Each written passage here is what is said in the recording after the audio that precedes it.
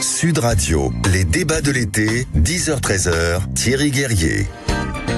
Bonjour à toutes et à tous, et ravi de vous retrouver. Nous sommes ensemble jusqu'à 13h pour ces débats de l'été.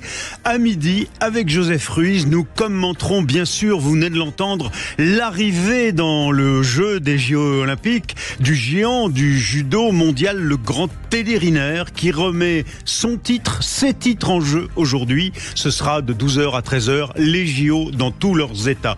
Et puis l'actualité des Jeux, eh bien c'est, vous venez de l'entendre encore, l'efficacité de la présence policière et des gendarmes, selon le ministre de l'Intérieur, qui ont interpellé des centaines d'individus, dont certains auraient souhaité s'en prendre aux Jeux Olympiques. Vous entendrez le ministre et nous en débattrons bien sûr avec nos 4 débatteurs dans Mettez-vous d'accord de 10h30 à midi. Dans les débats de l'été, il y a aussi ce scandale, peut-être le scandale d'État de l'été, la très grave affaire Amra. La justice, en effet, aurait pu éviter son évasion et surtout, elle aurait pu éviter la mort de deux de ses gardiens de la pénitentiaire, avec 3 autres qui ont été blessés. C'est un rapport de l'inspection générale de la justice sur lequel on va revenir tout de suite. Et puis cette question, les assureurs, nos primes d'assurance vont-elles augmenter dans les mois qui viennent, alors que les catastrophes naturelles se multiplient, tornades, inondations, coups de vent, et bien évidemment des tremblements de terre aussi, mais tout cela coûte énormément d'argent, notamment au monde de l'assurance. Alors nos primes seront-elles de plus en plus chères? On en parlera tout à l'heure. Réagissez au 0826 300 300 si vous le souhaitez sur tous ces sujets. Nous vous passons à l'antenne bien sûr. Ce sont les débats de l'été. Sud Radio, les débats de l'été, 10h-13h, Thierry Guerrier. Je vous le disais, on commence par ce qui est peut-être le scandale d'État de cet été, l'affaire Amra qui rebondit. Car l'administration pénitentiaire a peut-être failli. Elle n'aurait pas su protéger ses propres gardiens au fond à cause d'un manque de communication, un isolement entre les différents partenaires de la chaîne pénitentiaire et de la chaîne de l'information. Mohamed Amra, je vous rappelle de qui il s'agit, c'est un dangereux personnage qui était un petit trafiquant de drogue et qui est devenu du grand banditisme. Il s'est évadé au péage d'Incarville, libéré par un coup de force en mai dernier de complices qui ont tiré dans le tas carrément, qui ont tué l'escorte pénitentiaire, qui ont tué 2 gardiens de la pénitentiaire et blessé grièvement 3 autres qui donc emmenaient Amra au tribunal. La nouveauté, c'est donc ce rapport de l'inspection générale de la justice que le ministre de la Justice, le garde des Sceaux, Éric Dupond-Moretti, a souhaité publier avec une grande transparence, mais ce rapport est accablant pour la chaîne pénitentiaire. Il révèle qu'on aurait pu éviter, si les policiers, si les juges, si les directeurs de prison s'étaient parlé, eh bien on aurait peut-être pu éviter ce drame. Nous sommes en ligne avec Sébastien Nicolas, bonjour. Bonjour. Vous êtes secrétaire général du syndicat national pénitentiaire Force ouvrière. Est-ce qu'on va trop loin quand on dit qu'on aurait pu éviter ce drame? Et qu'est-ce que révèle ce rapport selon vous d'aigu? Alors écoutez, oui, je pense qu'on va peut-être un peu trop loin en disant qu'on aurait pu éviter ce drame. Moi, ce que je lis dans le rapport, c'est d'une part que sur la prise en charge de Mohamed Amra par l'administration pénitentiaire, il y a une adaptation tout au long de sa détention aux éléments d'information qui sont portés à la connaissance de l'administration pénitentiaire. En clair, ça veut dire quoi ? En clair, ça veut dire qu'à chaque fois que l'administration pénitentiaire a été informée d'un élément justifiant l'adaptation du profil et la prise en charge de Mohamed Amra, l'administration pénitentiaire a répondu. Vous constatez dans le rapport que le niveau d'escorte de ce détenu a évolué vers le haut tout au long de sa détention. Vous constatez que, en fonction des découvertes de téléphones, des incidents disciplinaires, il s'est vu appliquer des sanctions disciplinaires. Un régime de fouille exorbitant par rapport à ce que subit le détenu moyen dans les établissements qu'il a fréquentés. Oui, mais Sébastien Nicolas, clairement, il est à peu près indiqué dans ce rapport que la dangerosité réelle de Mohamed Amra a été mal évaluée en raison de problèmes de partage d'informations dans la chaîne pénale. Où sont les bugs ? Alors, le bug, il est clairement identifié dans le rapport, puisque le rapport écrit parle de coordination et de partage de l'information entre l'autorité judiciaire et les différents services, un partage d'informations fortement cloisonné. Ce sont les mots du rapport. En fait, le problème se situe entre le partage de l'information dans le cadre des informations recueillies dans le cadre de l'instruction et l'administration pénitentiaire. Oui, c'est-à-dire la juge d'instruction. Le point d'achoppement, il est là. La juge d'instruction qui était chargée de ce dossier n'a pas donné toutes les informations par souci du respect du secret de l'instruction, bien sûr. Elle n'a pas donné toutes les informations qui auraient pu permettre au directeur de la prison ou à ses supérieurs de décider d'une escorte bien plus conséquente pour escorter Mohamed Amra. Mais pas seulement. Moi, je lis dans ce rapport que, effectivement, le profil connu par l'autorité judiciaire de Mohamed Amra aurait permis effectivement non seulement de renforcer le niveau d'escorte de Mohamed Amra, d'obtenir un prêt de main forte de la police, de la gendarmerie, peut-être également de ne pas l'incarcérer sur la maison d'arrêt d'Évreux, qui est un petit établissement, pas forcément très sécuritaire. Ça aurait peut-être également permis de demander son inscription au répertoire des détenus particulièrement signalés.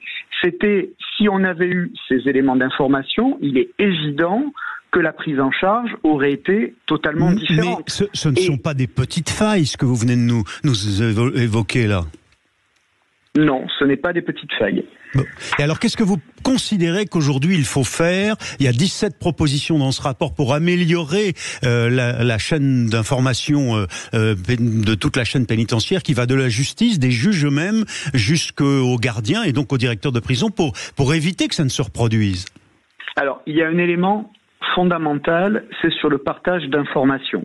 Le partage d'informations sans violer le secret de l'instruction, car on n'a pas à savoir le détail d'une instruction, les techniques d'investigation en cours, etc.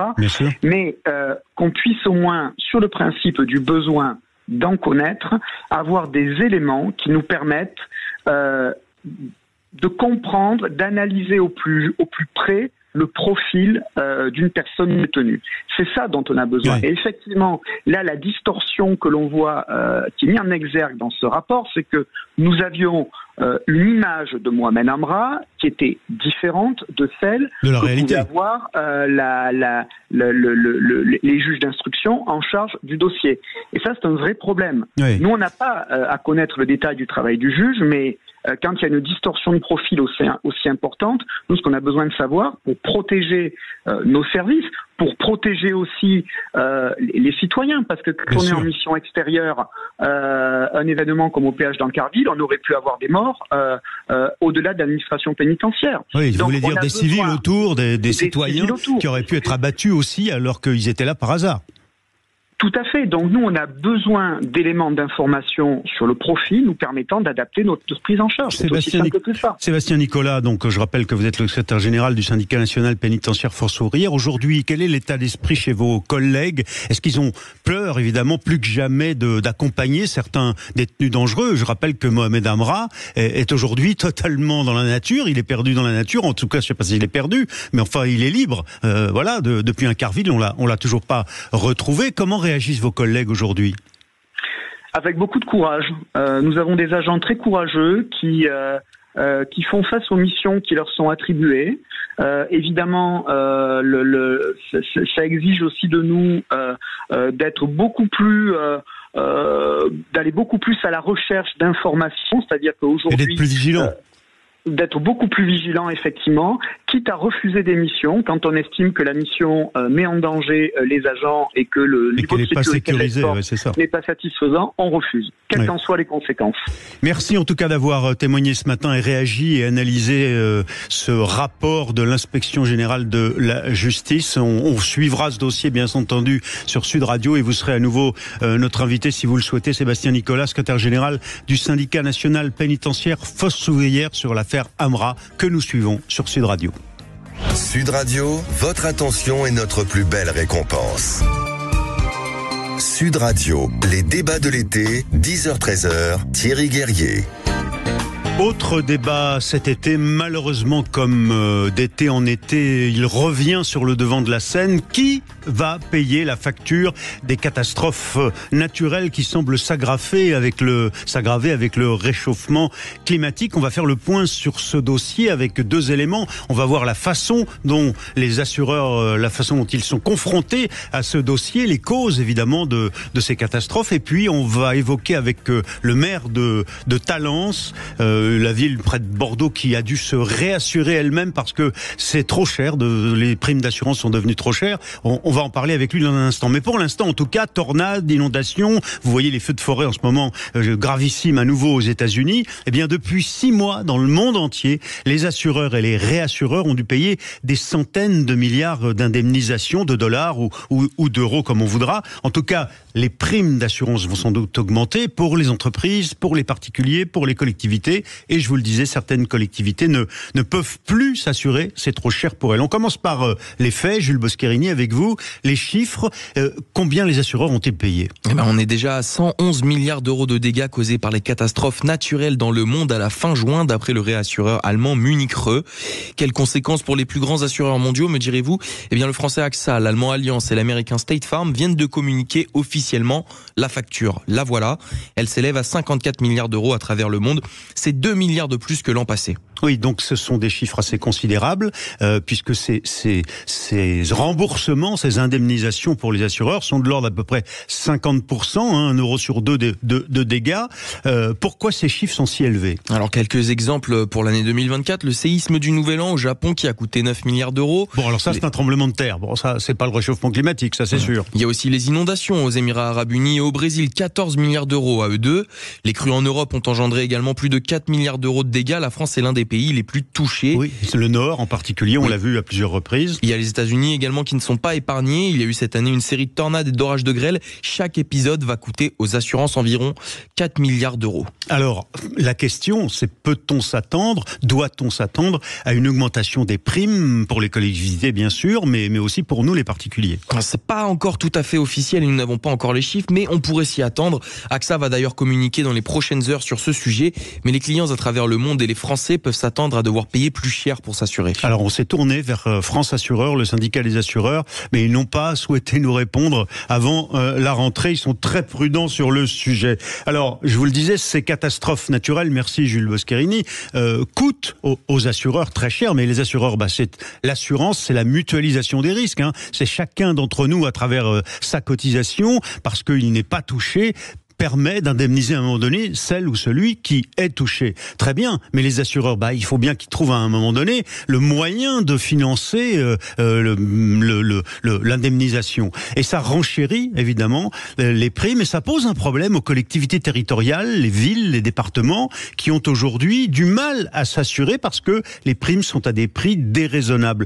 Bonjour Emmanuel Salaberry. Bonjour à vous. Monsieur le maire, merci d'avoir accepté d'être en direct sur Sud Radio. Vous êtes le maire de Talence, en Gironde, pas très loin de Bordeaux. Vous êtes membre de l'association des maires de France et vous êtes un spécialiste de ces dossiers. Quelle est la situation à laquelle vous êtes confronté aujourd'hui ? Vous vous êtes réassuré ou assuré vous-même ? Expliquez-nous cette étonnante situation. Exactement. En fait, depuis maintenant un peu plus d'1 an et demi, depuis le début de l'année 2023, il faut savoir grosso modo qu'une collectivité sur 5, une mairie sur 5, a vu son contrat résilié unilatéralement par les assureurs. 5 Une sur 5, exactement. C'est considérable. Donc, c'est la raison pour laquelle mon collègue Alain Chrétien, qui est maire de Vesoul, a été chargé à l'époque par la ministre de remettre un rapport qui donc est là imminent à sortir et qui en fait fait état de primes qui sont devenues complètement déraisonnables. Pour parler de ma commune, on a des augmentations de l'ordre de 150%, c'est-à-dire quasiment une multiplication par 3 des primes. Et donc le recours que l'on a pour certains, et ça va être notre cas, sur l'auto-assurance, c'est-à-dire pour les plus petits sinistres, se dire que on va essayer de ne pas avoir de sinistre parce que c'est devenu tellement cher qu'on peut plus s'offrir le luxe de pouvoir s'assurer, voire même parfois on ne trouve même plus d'assureurs capables de répondre à notre besoin. Mais on a l'impression, monsieur le maire, quand on vous entend, que c'est à peu près la même façon de gérer un dossier aussi considérable que celui des conducteurs un peu fous qui sont mal notés par les assureurs et que les assureurs refusent de réassurer. Le monde de l'assurance se comporte à l'égard des collectivités locales de la même façon. Ah non, on vous refuse de vous assurer parce que vous avez trop de risques ? Alors c'était l'objectif de ce rapport. Il faut absolument refaire un peu du dialogue entre le monde des assurances et nous. On ne pèse les communes que 1% dans le marché global des assurances qui est estimé entre 150 et 200 milliards d'euros. Donc il faut aussi savoir raison garder. La problématique que l'on a, c'est que les maires, il faut qu'on assure nos biens, mais aussi on est également employeur. C'est-à-dire que on emploie des fonctionnaires et donc c'est là où on a une difficulté parce que là l'auto-assurance, elle n'est pas possible. C'est toute la raison d'être de ce rapport. Est-ce que nous, les pistes là seront remises prochainement, mais l'idée c'est de pouvoir créer, pourquoi pas, de nouveaux dispositifs de solidarité. Vous l'avez dit tout à l'heure, l'assurance ça fonctionne par la mutualisation du risque pour permettre en fait de mettre les collectivités un peu tout le monde autour de la table et de pouvoir faire jouer des dispositifs de solidarité comme celui qui existe pour les catastrophes naturelles, oui, pour qu'on puisse s'assurer parce qu'en fait donc un fonds public d'assurance en quelque sorte. Mais donc là le privé n'assurerait plus. Expliquez-nous le type de risque que vous assurez quand vous êtes le maire d'une commune comme Talence. Combien d'habitants à Talence et quelles sont les menaces sur la ville? Qu'est-ce que vous assurez? Qui peut être le même peut-être que dans le Jura, dans le Var, peut-être, ou dans le nord de la France?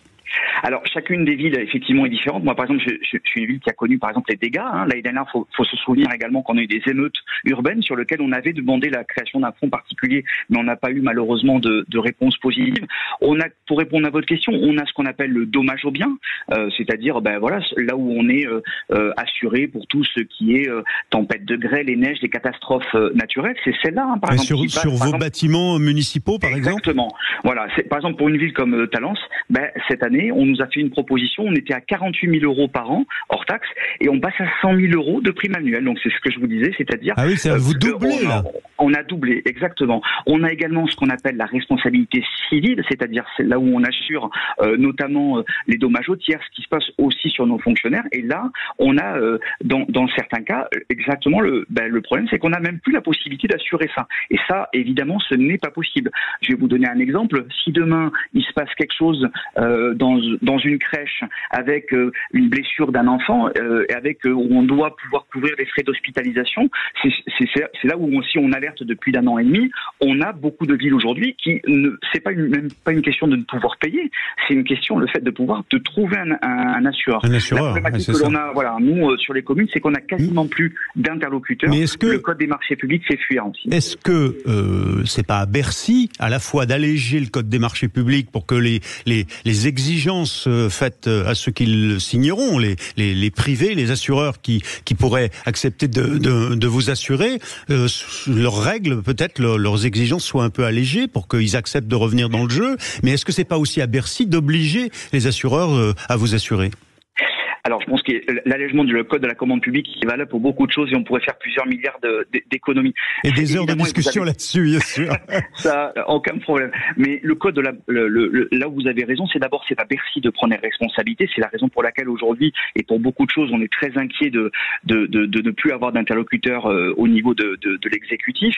Aujourd'hui, on a effectivement, d'abord, l'État doit prendre ses responsabilités sur l'assurance des grandes catastrophes. Quand je vous ai parlé tout à l'heure des émeutes urbaines, quand il arrive des choses, c'est à l'État de prendre ses responsabilités. Et effectivement, c'est tout le sens de la mission qui a été confiée à Alain Chrétien, c'est le fait de pouvoir mettre en place des dispositifs immédiat, parce que là, on va pas pouvoir attendre plusieurs années pour pouvoir nous permettre effectivement de nous réassurer ou de nous assurer dans des conditions dignes, parce que évidemment, quand on triple les montants des primes, vous vous doutez bien que ce sont chacune et chacun des citoyens qui doivent payer. Donc effectivement, on a besoin de ce soutien-là. C'est tout le sens de la mission et on espère avoir des réponses concrètes dès la rentrée 2024. Encore un sujet dont on n'a pas fini de parler ici, notamment sur Sud Radio. Merci beaucoup de cet éclairage, monsieur le maire de Talence, en Gironde, Emmanuel Salaberry, sur cette question de la capacité des collectivités, des villes, des départements à s'assurer, alors même qu'aujourd'hui ils ne trouvent plus d'assureurs. Merci à vous et à bientôt pour revenir sur ce sujet, bien sûr, des conséquences sur nos primes d'assurance des catastrophes naturelles. Merci monsieur le maire. Sud Radio, les débats de l'été, 10h-13h, Thierry Guerrier. Alors, on va parler maintenant d'un autre débat qui est lancé aujourd'hui par la publication des chiffres à la fois du ministère et des notaires. C'est la mauvaise santé de l'immobilier. Car en un an, entre juin-juillet 2023 et 2024, eh bien, le nombre de permis de construire en France a chuté, tenez-vous bien, d'à peu près 15%, un petit peu plus de 15%. En fait, c'est considérable. Le chiffre le plus bas, c'est le chiffre le plus bas depuis 2015. Et cette chute la plus marquante, eh bien, c'est celle des maisons ou des permis de construire, des demandes de permis de construire de maisons individuelles mises en chantier. Nous sommes avec Maître Xavier Lièvre. Bonjour Maître. Bonjour. Vous êtes notaire et un des porte-parole du Conseil supérieur du notariat. Vous venez de publier des chiffres au même moment que le ministère de l'Industrie est chargé des questions liées à l'immobilier et au bâtiment, qui sont à peu près les mêmes. Évidemment, vous faites à peu près le même constat. Quel est ce choc aujourd'hui que vit le monde de l'immobilier ? Si vous voulez, le marché de l'immobilier est en berne sur tous les types de marchés. Vous avez le marché du logement ancien, vous avez le marché du logement neuf, vous avez le marché de l'immobilier d'entreprise et commercial. Et en fait, tous ces marchés ont été complètement chamboulés par la hausse massive des taux qui n'a pas laissé de possibilité de gérer des transitions. Ouais. Donc, les paramètres, si vous voulez, mathématiques, ne serait-ce que ça, de la fixation des prix, sont complètement chamboulés et plus rien ne fonctionne. Et donc c'est lié vraiment à la hausse des taux par la BCE, ce qui était provoqué pour baisser l'inflation, mais la conséquence, c'est que dans l'immobilier, ça a tellement renchéri les crédits que finalement, les gens n'ont plus les moyens, ou les promoteurs n'ont plus la capacité de vendre aux particuliers leurs appartements. Ce qui a été aberrant, c'est ce qui s'est passé avant finalement, c'est-à-dire qu'on a eu des taux bas quasiment nuls, voire négatifs, pendant une période extrêmement longue, ce qui est totalement anormal. Relisez tout ce qui a pu être écrit lorsque les taux sont passés en négatif au niveau des banques centrales à partir de 2008. Ça a créé une aberration. Donc effectivement, tous les marchés liés fortement capitalisés, donc l'immobilier et tout ce qui est investissement en entreprise, ont vu les prix exploser parce qu'il y a eu énormément de liquidités sur le marché. Sans que personne ne s'en rende trop compte du point de vue politique parce que ça n'a pas eu d'impact immédiat sur l'inflation. Et maintenant qu'il y a eu un impact sur l'inflation, on corrige avec les taux. Et donc tous ces marchés fortement capitalisés voient leur prix complètement décalé par rapport à la capacité de la solvabilité, ce qu'on appelle ça, la solvabilité de la demande. Ouais, donc les acquéreurs ne peuvent plus payer des prix qui sont sur le marché aujourd'hui. D'où la baisse des volumes. Et alors vous nous disiez, Maître Lièvre, que le choc est à la fois dans le monde des promoteurs immobiliers, mais c'est aussi un choc dans le monde du logement individuel, des maisons individuelles. Il y a beaucoup d'entreprises qui construisent ces maisons individuelles qui ont déposé le bilan. Donc vous nous avez évoqué la cause de cet effondrement. Aujourd'hui, qu'est-ce qu'on peut faire selon vous pour essayer quelles mesures d'urgence faudrait-il prendre pour revenir au moins à une moyenne à peu près normale de la mise en chantier de logements collectifs ou de maisons? J'avoue que j'ai du mal à définir moi-même les mesures d'urgence. Les notaires, comme beaucoup de professionnels, ont fait tout un tas de propositions pour relancer la construction, simplifier les normes, resolvabiliser la demande. Mais voilà, en fait, ce qui est compliqué, c'est que sur le marché ancien, quand les logements existent déjà, la solvabilisation de la demande, donc la capacité pour la demande de pouvoir payer les prix, elle peut se régler ne serait-ce que par la baisse des prix. Donc les prix ont commencé à baisser de manière assez significative. Donc ça donne un espoir, ça. D'abord la baisse des prix. Voilà, alors ça veut dire qu'il faut que les vendeurs acceptent de baisser leurs prix, ce qui n'est pas toujours facile. Et ils n'ont pas forcément toujours les moyens de baisser leurs prix non plus, donc c'est très compliqué pour tout le monde. Oui, il y a les coûts. En tout cas, la baisse des prix va permettre aux acheteurs de retrouver un peu de solvabilité. Ça se conjugue avec les banques qui reprêtent avec des taux qui n'augmentent plus à défaut de baisser significativement. Donc on va dire que les taux sont aujourd'hui à peu près stabilisés. Ouais. Donc ça recrée de l'espoir sur le stock existant. Sur ce qui n'existe pas, c'est-à-dire la production neuve, là c'est très compliqué parce qu'on peut pas ajuster avec les prix. Oui. Parce que vous pouvez pas baisser vos prix quand vous avez beaucoup de constructions qui sont de plus en plus chères avec l'inflation, quand vous avez le prix du terrain qui peut pas tellement baisser parce qu'en fait il représente pas toujours une part suffisante pour avoir un impact sur la baisse des prix finaux post-construction. Donc en fait aujourd'hui les promoteurs sont dans une situation où tout est bloqué, ils ont plus de bilan d'opération qui leur permettent de produire des logements à des prix abordables donc voilà, comme le cycle de production neuve est assez lent, vous savez que un permis de construire plus un chantier ça dure entre 2 et 4 ans. Forcément il va y avoir ça redémarrera pas du jour au lendemain. Ouais, c'est ça. Énorme. Et alors, vous nous aviez dit aussi que la dissolution a créé une incertitude politique qui est pas bonne parce que les investisseurs hésitent à pousser au redémarrage du secteur de l'immobilier en investissant dans ce secteur. En tout cas, il y a un léger mieux, vous nous dites au moins, avec 2 signaux qui sont la baisse des prix et une meilleure ou une stabilisation de l'accessibilité aux prêts. Merci infiniment, Maître Lièvre, d'avoir accepté, je rappelle que vous êtes notaire et un des porte-parole du Conseil supérieur du notariat, de nous avoir éclairé ce matin sur cette situation dans l'immobilier et ces chiffres qui viennent d'être publiés. À tout de suite pour la suite des débats de l'été avec nos 4 débatteurs. Et là, ce sera Mettez-vous d'accord tout de suite. Sud Radio. Parlons vrai. Sud Radio, parlons vrai. Sud Radio, parlons vrai. Parlons vrai. Parlons vrai. Sud Radio, les débats de l'été, 10h-13h, Thierry Guerrier.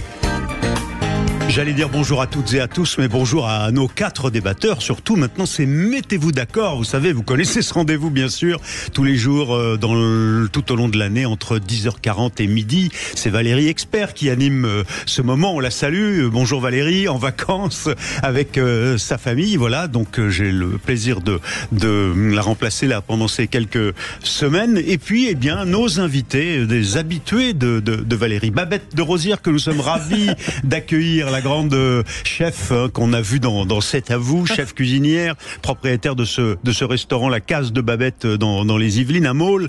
Et puis vous avez voulu toucher à la politique puisque vous êtes. Voulu toucher, j'ai touché, je voulais. Oui, vous avez été candidate. Non, mais je dis ça parce que si vous aviez été élue, vous seriez aujourd'hui une femme politique. Bon, je suis déjà élue à la région Île-de-France. À la région Île-de-France, mais vous êtes candidate. Vous avez été candidate aux législatives. Et je continuerai encore. LR, RN, c'est-à-dire sciotiste, et vous êtes l'auteur du livre La face cachée de la politique en Île-de-France. Alors, à propos d'Île-de-France, eh bien, nous avons un autre élu Île-de-France écologiste, écolo-centriste, je peux dire ça comme ça. Oui. Philippe Bouriaki, vous êtes ancien Europe Écologie Les Verts, et puis à force de mécontentement sur certaines de leurs actions, vous les avez quittées pour rester écologiste dans l'âme, mais centriste. Bon, on va voir ce que vous inspire certains coups de cœur ou coups de gueule, notamment celui de Jean-Baptiste Moreau. Bonjour Jean-Baptiste. Bonjour, moi je suis pas parisien du tout. Tant mieux, ça nous sauve, parce que sinon on va être encore trop parisien. On vit mieux à la campagne. Rappelez-nous votre région. Moi je suis de la Creuse, je suis creusois de souche, agriculteur né, dans la Creuse. Plus agriculteur parce que je suis en train de céder mon exploitation à un jeune, mais je suis dans le conseil aux entreprises et dans un cercle de réflexion que j'ai créé avec des amis. Ouais, bon, mais Jean-Baptiste Moreau, vous avez été agriculteur, vous étiez éleveur. Pendant 17 ans. Éleveur, producteur. Oui, pendant 17 ans, oui, éleveur de vaches. Vous produisez limousine, de vaches à viande. Ouais, superbe vache limousine à viande. Et en l'occurrence, pour les nourrir, vous produisiez aussi, vous cultiviez des céréales, du maïs pour effectivement les nourrir l'hiver quand elles ont plus d'herbe. Alors là, on a une LR RN, un écolo-centriste, et puis là on a un macroniste. Vous êtes macroniste de sensibilité, et plus que ça, puisque vous avez été député. J'ai été député Renaissance, porte-parole du mouvement En Marche, et relativement proche du président encore aujourd'hui. Jean-Baptiste Moreau. Et puis notre 4e invité et débatteur ce matin, ça va être à vous, Pascal, d'assumer pour la gauche. Alors, c'est vous qui allez représenter. Non, il faut absolument être étiqueté. Thierry, bonjour à tous. Pas du tout. Je dis ça parce que je cherche à avoir à peu près un plateau équilibré. Pascal Bataille, animateur et producteur de télé. J'ai effectivement une sensibilité, on va dire, social-démocrate, voilà. Bon, voyez, finalement, le plateau est très bien construit. C'est Joseph Ruiz qui a construit ce plateau ce matin. Il s'est bien débrouillé. Vous êtes tous là avec toutes les sensibilités représentées à l'Assemblée nationale. Peut-être pas les filles. Voilà, mais on va en parler. Les absents auront toujours tort. Non, je plaisante. Alors, on va commencer par vos coups de cœur ou vos coups de gueule. C'est la tradition de l'émission. Et on va commencer avec vous, Babette. Ça, je savais. Bon, alors, c'est quoi votre mon coup de gueule, c'est j'aurais souhaité la destitution du président de la République. Attendez, quoi répétez, parce que destitution du président de la République pour manquement manifestement incompatible avec l'exercice de son mandat. Vous voulez que je vous explique? Oui. Il y a 3 choses. Il y a d'abord comment ça s'est passé les élections législatives là. Ils ont été respectés, on n'est pas au Venezuela ici. Écoutez, il y a 211 candidats qui se sont désistés.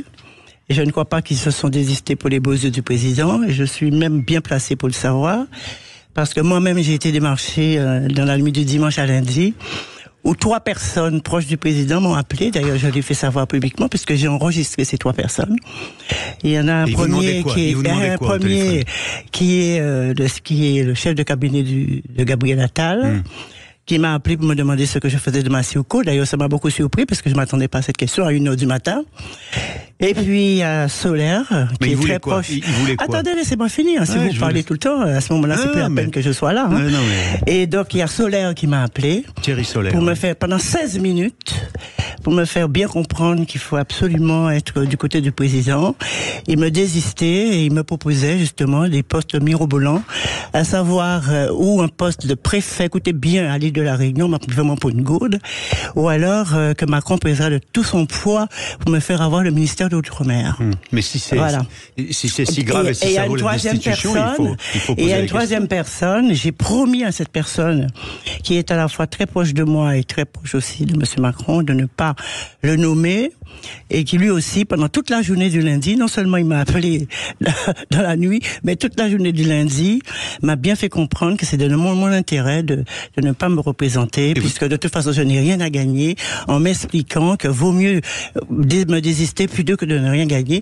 Moi, je suis pas quelqu'un de corrompu, donc je n'ai pas accepté ça du tout, ni de l'un ni de l'autre, et c'est pour ça que je dis que là, il y a un vrai problème, parce que parce que les 211 personnes qui se sont désistées sont passées par la même case que moi. Ils ne sont pas désistés parce que c'était des beaux yeux, parce que pour faire plaisir, pour la gloire, c'est pas vrai. C'est la politique de discuter, de négocier, non? Eh ben oui, mais bon, écoutez, quand on vous demande de quitter pour justement aller suivre le président de la République, on vous impose pratiquement ça. J'ai pas du tout aimé la méthode. Et puis deuxième chose, la présidente qui a été nommée, la présidente de l'Assemblée nationale, qui a été reconduite. Moi, je pense qu'elle a été reconduite. Oui, mais elle a été. Oui, mais reconduite. Et je m'explique pourquoi. Parce que les 17 ministres qui étaient là sont aussi des députés. Et ont voté en tant que députés. Évidemment, il n'y a rien qui empêche que les ministres votent pour l'Assemblée nationale, mais c'est ça qui a fait élire Madame. Yael Braun-Pivet. Et troisième chose, j'ai pas fini. Troisième chose. Vous permettez que je dise un mot à ce propos? Je vais vous dire, Babette, écoutez-moi, parce que ça va dans votre sens. D'accord. Mais en l'occurrence, ce matin, Marine Le Pen a saisi le Conseil constitutionnel pour faire annuler la réélection d'Yael Braun-Pivet, notamment sur la base de l'argument que vous développez à l'instant. Ah, vous voyez, je suis pas dans le temps. Non, mais je dis pas que vous êtes seul, mais je dis pas que vous avez raison pour le temps. C'est une bonne nouvelle. Ce que je vous explique, c'est que Marine Le Pen vient d'annoncer qu'elle saisissait le Conseil constitutionnel, notamment parce qu'elle considère que ces 17 ministres députés, comme vous l'avez évoqué à l'instant, n'était pas légitime, de ne pas d'aller voter. N'était pas légitime à voter. On verra ce que décide le Conseil constitutionnel. Je ferai réagir les autres tout à l'heure, mais la troisième raison pour laquelle vous considérez qu'il y a une destitution nécessaire du président. C'est pas normal qu'il y ait plus de 10 millions de Français qui ont voté pour un parti et qui ne sont pas représentés à l'Assemblée nationale. Dans les postes de responsabilité. Ils sont à l'Assemblée. Je parle de postes de responsabilité, bien sûr. Il n'y a aucun. Alors c'est un mépris pour ces Français-là. Parce qu'ils ont voulu changer les choses, ils ont exprimé qu'ils voulaient changer les choses, et ils sont pas représentés à l'Assemblée nationale. Voilà les 3 raisons. Pour lesquelles. Voilà. Et lorsque le président se cache derrière les JO, ça me fait bien sourire. Bon, mais en l'occurrence, vous avez un mot très fort. Je vais faire réagir vos camarades, 3 autres débatteurs. Un mot très fort. Vous demandez là tout d'un coup, au milieu de l'été, en plein mois d'août, la destitution du président de la République. De la Constitution. C'est grave parce que ce serait une crise politique. Qu'est-ce que ça vous inspire? Pascal Bataille, le premier à réagir. Comment vous réagissez à cette exigence, ou en tout cas formulation d'une demande de destitution du président par Babette de Rosière? Écoutez, j'adore Babette. Moi aussi. Mais je suis absolument pas... je trouve ça... complètement excessif et hors de propos. Je pense que ce qui se passe à l'Assemblée nationale concerne les députés et c'est au sein des députés et des alliances plus ou moins heureuses qui se sont produites pour l'élection de la présidente qu'il faut aller chercher les responsables et pas Emmanuel Macron, même si évidemment il était aux commandes de tout ça, mais son rôle de président de la République est une chose et son rôle d'influence auprès de sa de son camp en une autre. Donc voilà, moi j'ai dit mon indignation sur le fait que Yael Braun-Pivet ait osé revendiquer à nouveau la présidence de l'Assemblée nationale après. Là-dessus, vous êtes d'accord. Vous n'êtes pas d'accord sur le terme de destitution. Ça me semblait une aberration. une aberration et moralement et politiquement, mais pour autant, je pense pas que ça mérite la destitution d'Emmanuel Macron. Parce qu'on mériterait de faire une enquête justement pour savoir pourquoi ils se sont désistés. Et d'ailleurs, aucun député jusqu'ici n'a jamais pensé justement à se réunir pour pouvoir saisir la haute cour de justice. Il y a matière à faire des... On verra ça après la pub. On va reprendre le débat après la pub, mais là, il faut faire la pause publicitaire. Sinon, on est en retard. Je vous assure, je vous repasse la parole. À tout de suite, c'est Mettez-vous d'accord et vous êtes sur Sud Radio. Sud Radio. Sud Radio. Parlons vrai. Parlons vrai. Sud Radio. Parlons vrai.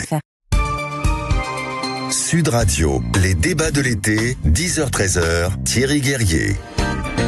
Et c'est maintenant Mettez-vous d'accord, et ce Mettez-vous d'accord ce matin est parti très fort, puisque Babette de Rosière, un de nos 4 débatteurs, une de nos débattrices, ce matin demande carrément la destitution du président de la République. Et en réalité, alors que vous avez été, Babette, en effet, candidate aux législatives LR RN, c'est-à-dire ciotiste, dans les Yvelines, eh bien, Babette est au cœur de l'actualité, puisque Marine Le Pen elle-même, je vous le disais, a saisi le Conseil constitutionnel, elle annonce le faire ce matin pour faire annuler la réélection de Yaël Braun-Pivet, la présidente de l'Assemblée nationale, sur l'argument du fait que 17 députés qui ont voté pour elle sont ministres, toujours démissionnaires certes, mais ministres, et donc que ça a faussé en quelque sorte l'élection. Et réaction de Pascal Bataille qui dit bah oui, sur l'élection de Yaël Braun-Pivet, je l'ai dénoncé, mais en revanche la notion de destitution c'est trop fort, destitution trop fort. Vous dites vous, Babette, évidemment on peut y aller, mais attendez, je fais répondre d'abord les autres débatteurs si vous permettez, Babette.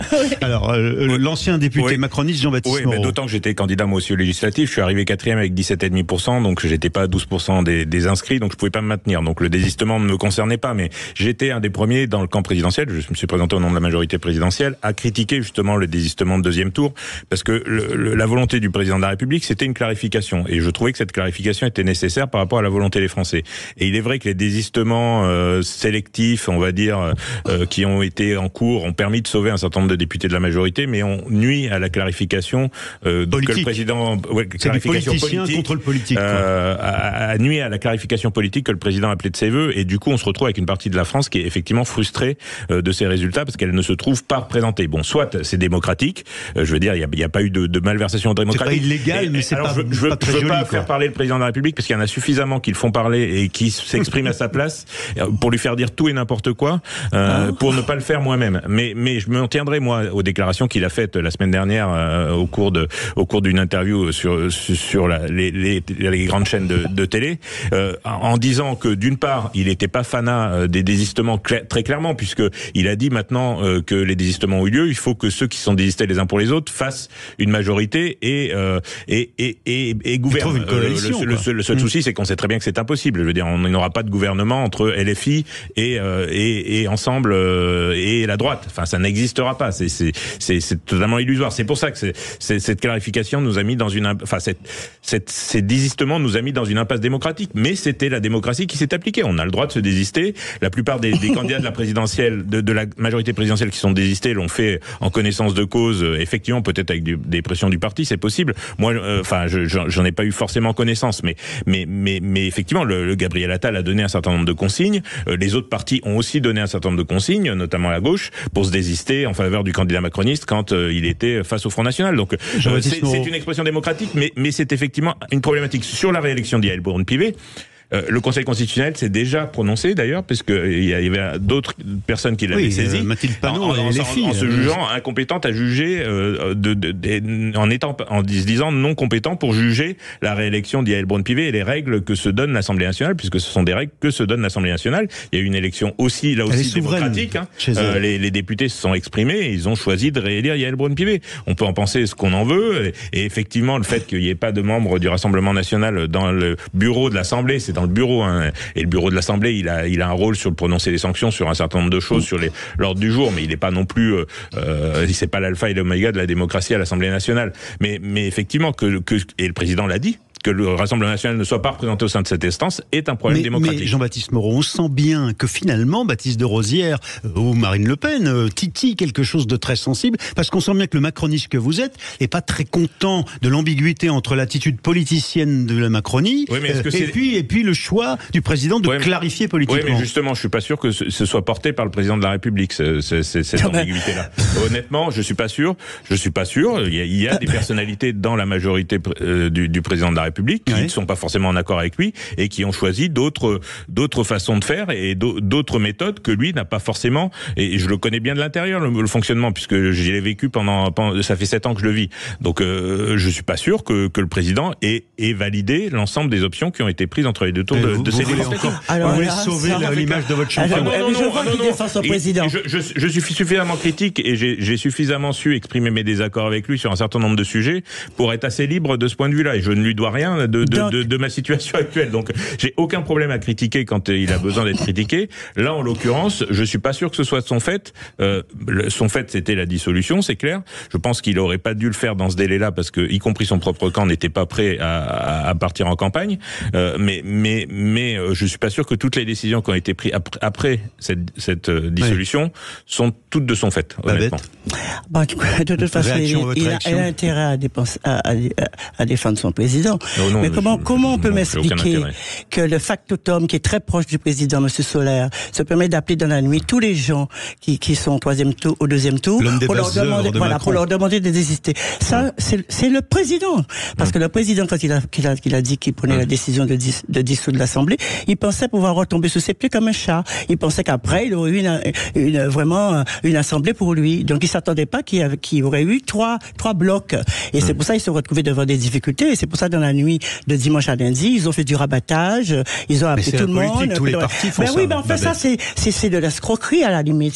C'est de l'escroquerie intellectuelle. Je comprends pas comment un président peut alerter sa troupe en disant qu'il faut absolument demander aux gens de se désister en faveur de la. Je suis pas sûr qu'il l'ait fait, Thierry Solaire. Non, ça c'est sûr. Et de toute façon, c'est pour ça qu'il faut une commission. Il faut une commission d'enquête là-dessus, parce qu'il faut savoir pourquoi ces gens-là se sont désistés. Je suis sûr qu'on va être surpris de leur réponse. Alors, pourquoi je dis ça?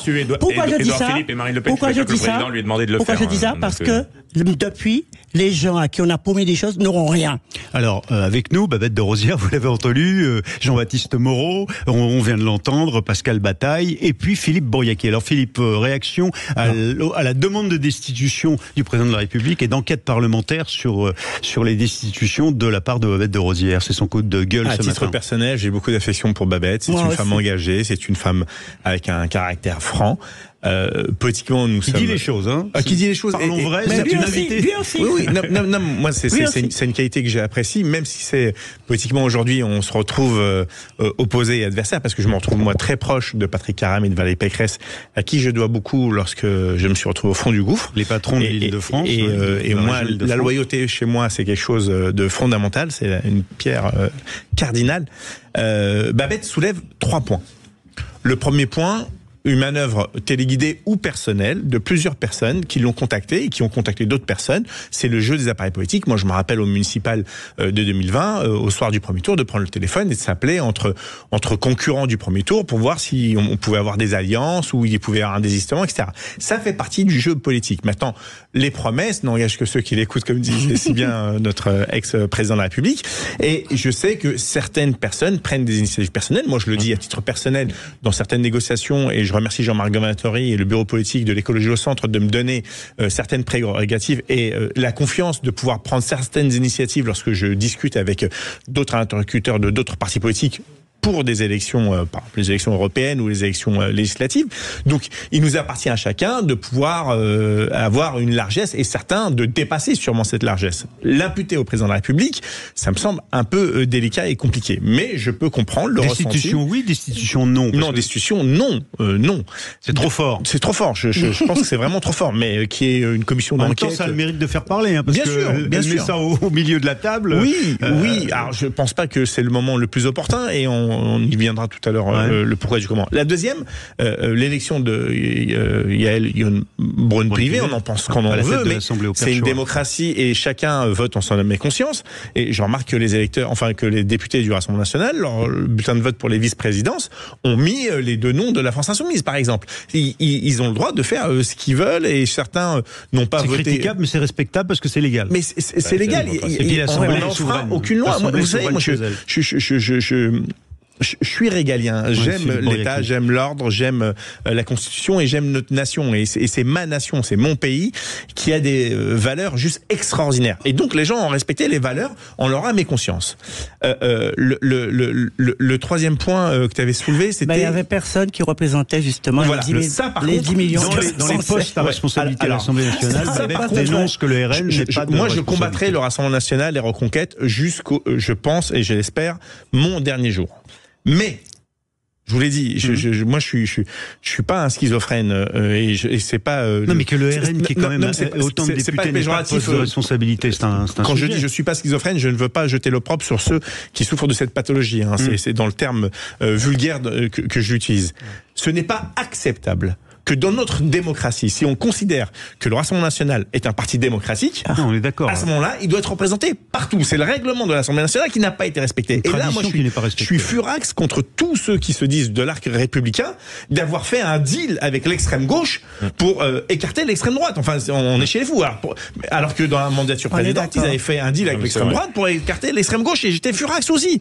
Donc ça, c'est quelque chose qui est pas possible. C'est un mauvais message qu'on envoie aux Français et aux Françaises et aux 11 millions d'électeurs qui ont voté le Rassemblement national, pour qui j'ai le plus grand respect, pas le Rassemblement national, mais les électeurs, parce qu'ils ont une colère qui est légitime, qui n'est pas entendue, et donc ils ont exprimé, et on ne peut pas les exclure. C'est exactement ce que j'ai dit entre les deux tours. On ne combat pas un extrême en s'alliant avec un autre extrême. Ça n'existe pas. Enfin, je veux dire, c'est absolument incompréhensible pour les électeurs. On radicalise l'électorat qui se sont totalement floués. Vous pensez que comme quand vous étiez député, il fallait des députés RN dans les postes à responsabilité à l'Assemblée? À l'époque, ils étaient 10, donc c'était moins problématique, on va dire, entre 2017 et 2022. Mais depuis 2022, dans la première législature après 2022, ils ont eu des députés. Mais oui, à partir du moment où ils représentent 10 millions d'électeurs, ils doivent être au poste de responsabilité. Ou alors, on interdit le parti avant les élections. Et il faut être clair. Soit c'est un parti démocratique et il est dans les institutions. Je le combats aussi nuit et jour, et je combats tous les extrêmes nuit et jour. D'ailleurs, entre les deux tours, je l'ai appelé à voter tout sauf les extrêmes. Mais on peut pas dire à la fois qu'il est démocratique et qu'il n'est pas démocratique. Pas plus que l'extrême gauche. Et les filoutes, Babette, parce qu'elle a réussi à imposer son sujet et vous êtes à peu près tous tombés d'accord. Très vite, c'est la pub. Quelle est la différence qui a fait que Yannick Prévert a été élu? Les 17 ministres qui étaient là, qui étaient aussi députés. Non, mais c'est ça. Ils étaient démissionnaires. C'est ça. Ils auraient pu avoir. On vous entend pas. On vous entend pas. On vous comprend pas. On reprend le débat après la publicité et le journal. Allez, mettez-vous d'accord. Et vous les retrouverez dans un instant dans Mettez-vous d'accord sur Sud Radio. À tout de suite. Sud Radio. Sud Radio. Parlons vrai. Parlons vrai. Sud Radio. Parlons vrai. Sud Radio, les débats de l'été, 10h-13h, Thierry Guerrier. Voilà, on croyait que dans Mettez-vous d'accord, on aurait du mal à trouver des sujets de débat. Eh ben, pas du tout. Ce matin, une de nos 4 débattrices et débatteurs, Babette de Rosière, qui est, vous la connaissez, c'est à vous, cuisinière, chef de cuisine et propriétaire de la Case de Babette à Maule, ce restaurant. Elle a été candidate aux législatives LR-RN, ciotiste dans les Yvelines. Elle vient de demander à l'antenne, lancer à nouveau un débat, peut-être en pure perte, parce que quand même, le président, il est en ce moment au Fort de Brégançon, au soleil, en Méditerranée, et puis là, il attend, puis il y a la trêve des Jeux, vous avez l'air d'en sourire, mais elle est là, et donc vous avez demandé la destitution du président. Heureusement qu'il y a eu la trève des Jeux, Heureusement pour lui, ça a arrangé beaucoup de choses, ça. Eh ben, n'empêche qu'elle est là, la trêve, et puis qu'elle est à peu près respectée. Elle a sauvé, quoi. Donc, Babette de Rosière, Philippe Bouriaki, qui lui est conseiller régional écolo-centriste et écologiste Île-de-France, donc au conseil régional d'Île-de-France, Jean-Baptiste Moreau, agriculteur, qui est aussi ancien député macroniste, Pascal Bataille, animateur et producteur de télévision. Jean-Baptiste Moreau, je viens vers vous pour un autre sujet alors, qui est aussi vraiment, ça vous met en colère, un coup de gueule contre ce que vous appelez les mensonges des écologistes. Ouais, et de l'écologie politique et de certaines ONG, oui. Moi, j'ai justement, je l'ai subi en tant qu'agriculteur, mais je l'ai subi aussi en tant que député à l'Assemblée nationale. Il y a une étude qui est sortie et qui a été relayée par Le Point, mais ces études-là, on les entend pas. On entend toutes celles qui vont dans l'autre sens, qui culpabilisent les agriculteurs de tous les maux. Par contre, celles qui montrent que finalement, c'est peut-être pas eux les responsables. Souvent, la plupart du temps, c'est une étude qui est parue dans Le Point, qui est une étude de chercheurs allemands de l'université de Tübingen, donc en Allemagne, qui est parue dans une revue scientifique, Water Search, qui est une revue incontestable, et qui montre justement que tout ce qu'on a raconté sur le glyphosate. Moi, j'ai été rapporteur d'une mission. Que le glyphosate, c'est un herbicide, c'est-à-dire c'est un produit qu'on utilise, qui détruit ce qu'on appelle les adventices ou les mauvaises herbes dans les cultures, que ce soit dans les céréales, dans les maïs, qui et sans lui, il y a des taux de rendement pour vous, les agriculteurs, qui baissent. Qui chutent considérablement. Et c'est un herbicide systémique qui est en plus assez peu cher, qui a été développé par l'entreprise Monsanto qui n'existe plus, qui a été racheté par Bayer il y a quelque temps. Et donc le glyphosate est responsable de tous les maux, à entendre les écologistes. C'est une catastrophe sanitaire, tout. Alors que l'étude des scientifiques allemands montre le contraire, en fait. Oui, tout à fait. Il n'est pas question de dire que le glyphosate est inoffensif. Et d'ailleurs, on a réduit considérablement les usages en Europe. Et en France particulièrement, puisqu'on a pris un certain nombre de mesures suite à la mission dont j'ai été le rapporteur. Mais ce qu'il faut savoir, et ce qu'il faut voir dans cette étude, c'est que c'est une étude sur le fait qu'on retrouve un des dérivés du glyphosate, c'est-à-dire l'AMPA, dans les eaux, notamment dans les stations d'épuration ou dans les eaux de rivière. Et donc, ces chercheurs, ils ont fait une recherche pour voir d'où venait exactement cette AMPA. Normalement, ça vient du glyphosate. Les écolos vous expliquent que ça vient du glyphosate, que c'est la faute des agriculteurs. Et en fait, cette étude montre que malgré le fait qu'on ait considérablement réduit le glyphosate, qu'il y a des zones où on l'utilise pas, je pense aux villes, aux métropoles ou à proximité des métropoles, les taux, ils sont rigoureusement les mêmes partout. Ouais. Et ils sont les mêmes qu'aux États-Unis. Ils sont les mêmes qu'aux États-Unis, où on utilise le glyphosate de façon hyper importante.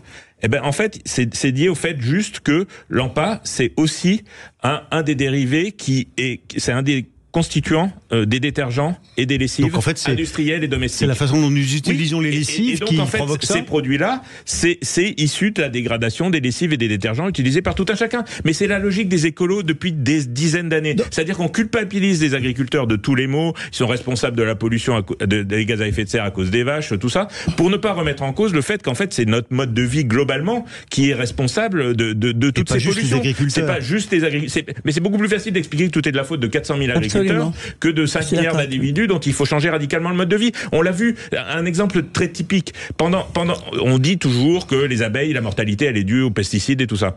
L'année record de production de miel, c'était l'année du Covid. Oui. Pourquoi ? Pas parce que les agriculteurs n'utilisent plus de pesticides, ils ont travaillé comme d'habitude. Oui. Pour le coup, ça va changer. Juste parce qu'on a arrêté de faire n'importe quoi avec nos voitures, avec de faire des distances impressionnantes, de polluer avec nos usines qui ont pour la plupart enfermées. La mortalité des abeilles, figurez-vous qu'elle a chuté. Donc les agriculteurs, il faut arrêter de leur mettre tous les mots sur les mots. C'est l'escroquerie intellectuelle de l'écologie politique qui veut expliquer que l'agriculture est responsable d'un tas de maux dont elle n'est en aucun cas responsable. Je suis d'accord avec lui parce que on met tout sur les agriculteurs.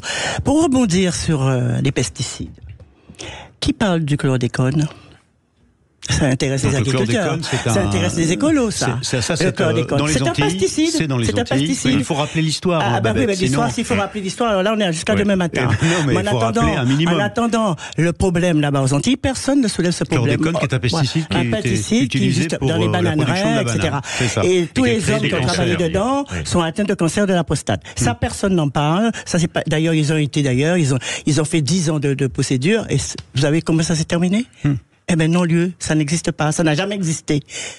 Et quand je vois qu'on est en train de parler du glyphosate, je dis, mais ils sont complètement barjots, parce que le glyphosate, si nous on avait que ça chez nous, ce serait formidable. En fait, vous préféreriez le glyphosate au chlordécone? Écoutez, c'est un pesticide aussi, mais c'est pas le chlordécone. Il n'y a pas la catastrophe que nous vivons, avec ce produit-là. Alors que les écolos, ils feraient mieux aussi, au lieu de s'occuper de ce qui se passe chez les autres, ils feraient mieux aussi de s'occuper de ce qui se passe aussi en Outre-mer, qui est la France.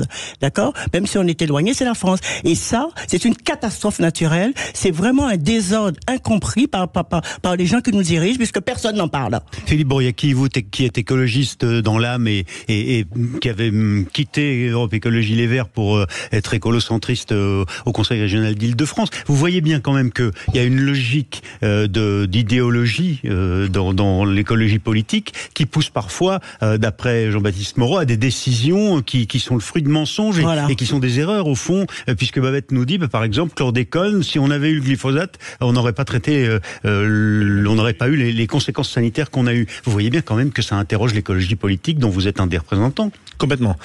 Je voudrais dire aux auditeurs et aux auditrices qui nous écoutent, il y a deux visions de l'écologie. Il y a l'écologie culpabilisatrice, punitive, qui est défendue par les wokistes d'Europe Écologie Les Verts, dont l'ascendant aujourd'hui politique de Sandrine Rousseau ne fait aucun débat, puisque elle arrive à monopoliser tous les temps de parole, y compris des écologistes progressifs. Je pense à Yannick Jadot et d'autres qui sont complètement mis au banc de l'écologie politique. Et puis il y a celle que nous défendons, nous, avec Jean-Marc Grantori, l'écologie au centre, qui est une écologie pragmatique, réaliste, qui fait aussi confiance à la science et qui n'est pas culpabilisatrice. C'est-à-dire que mais vous comprenez Jean-Baptiste Moreau, agriculteur, qui dit j'arrive. Il faut qu'on accompagne ils ont raison, les agriculteurs, les consommateurs, les citoyens et les industriels, les paysans, vers plus de responsabilité dans l'intérêt de tous et de toutes. Pour revenir sur le glyphosate, l'INSERM, c'est quelque chose quand même d'assez sérieux. L'Institut national de la recherche médicale. Qui, en 2021, remet un rapport sur le glyphosate. Et l'INSERM constate que le glyphosate est dangereux puisqu'il modifie le génome humain. Selon l'usage. Non. Cancérogène probable.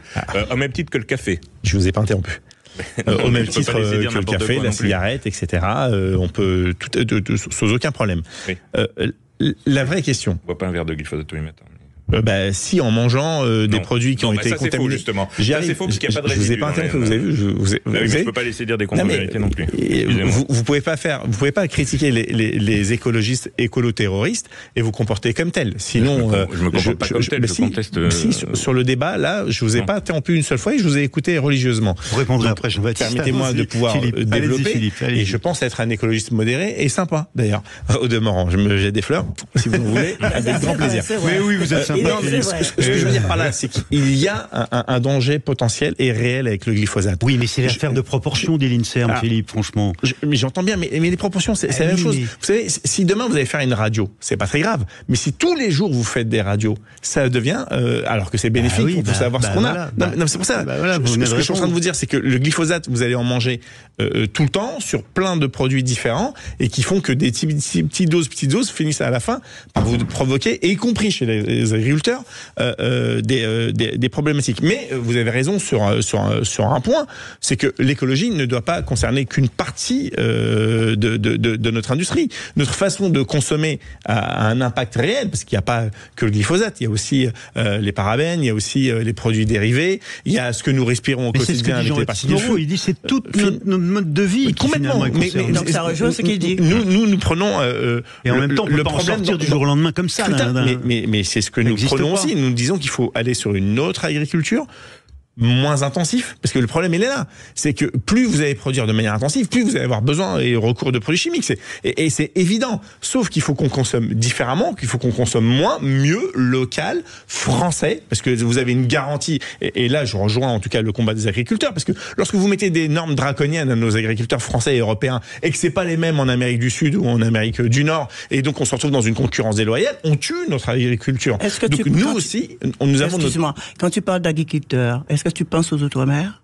Mais évidemment. Est-ce que tu sais qu'en Outre-mer, les gens font la culture hors sol parce que tout est pourri pendant des millénaires? Tu le sais ça? Alors, je le sais depuis je préfère être complètement transparent et honnête. Même les enfants, les mamans qui sont enceintes, qui allaitent, il y a du chlordécone dans leur Je préfère être honnête. Je le sais que depuis très peu de temps, et j'ai été sensibilisé. Et il faut rendre hommage. Ça fait des années que ça dure. J'y arrive, Babette. Il faut rendre hommage, moi, à un homme pour qui j'ai eu vraiment un coup de foudre politique, qui s'appelle Patrick Caram. Il a rien foutu. Qui a vraiment mené mené ce combat et qui s'est déplacé sur place pour alerter. Et je l'ai vu. Et c'est comme ça que j'ai été alerté. C'est grâce à Patrick Carin. C'est le factotum de Valérie Pécresse qui fait rien du tout. Il fait semblant de faire les choses et on fait rien. n'insulte pas à l'antenne des gens qui sont pas là pour sur sa fonction et sur sa mission. Non. En tout cas, je peux dire que sur sa fonction et sa mission, il est juste extraordinaire. Et j'ai été alerté grâce à lui. On revient à ce débat, Philippe, si vous voulez bien, Jean-Baptiste et Babette et Pascal Bataille dans un instant sur Sud Radio, dans un instant dans Mettez-vous d'accord, pas d'insultes aux gens qui sont absents. Allons-y. Sud Radio, votre avis fait la différence. Sud Radio, les débats de l'été, 10h-13h, Thierry Guerrier. Et là, c'est Mettez-vous d'accord avec nos 4 débattrices et débatteurs ce matin. Babette de Rosière, Philippe Bouriaki, Jean-Baptiste Moreau et Pascal Bataille. Et l'ancien agriculteur et ancien député macroniste Jean-Baptiste Moreau a lancé un débat sur le glyphosate et les mensonges supposés des ONG ou de l'écologie politique qui a bien fait réagir. Babette de Rosière a parlé du chlordécone, vous vous en souvenez. Le chlordécone, donc ce pesticide utilisé qui a fait des dégâts sanitaires gravissimes avec des cancers dans les Antilles. Alors, on va changer de sujet peut-être maintenant et revenir aux jeux. Babette nous disait tout à l'heure, heureusement qu'il y a eu les jeux pour Emmanuel Macron. Pascal, oui. Vous, comment vous voyez, vous vouliez rendre hommage alors peut-être à l'organisation même de ces jeux ? Oui, après plusieurs coups de gueule, je voulais effectivement apporter un petit coup de cœur, et d'autant plus que je fais en cela amende honorable parce que j'ai fait partie des très nombreux. Vous étiez sceptique, vous étiez les sceptiques.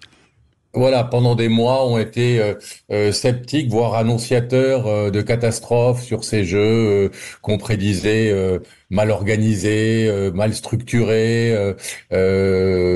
liberticides pour les Parisiens, etc., etc.